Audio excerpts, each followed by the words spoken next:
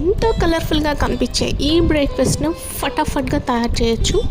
As it is procedure లాగా ఉప్మా లాగానే చేస్తాము, బట్ ఇది మాత్రం టమాటా బాత్ అండి.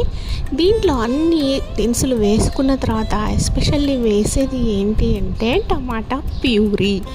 టమాటా ప్యూరీ దీంట్లో కలిపిన తర్వాత కొంచెం కారం ఉప్పు కూడా వేసుకొని కొద్దిగా సాంబార్ పొడి యాడ్ చేశారంటే వావ్, టేస్ట్ మాత్రం భలే డిఫరెంట్గా అయిపోతుందండి. ఇది చూసారా ఎంత కలర్ఫుల్గా ఉందో, చూస్తుంటేనే నోరూరిపోతుంది కదా.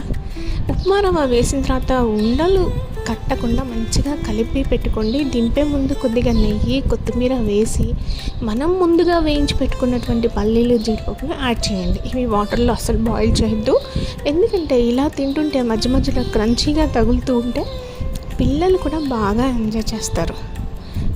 ఏంటి మరి ట్రై చేసి మీరు కూడా చెప్తారా ఎలా ఉందో? Thank you.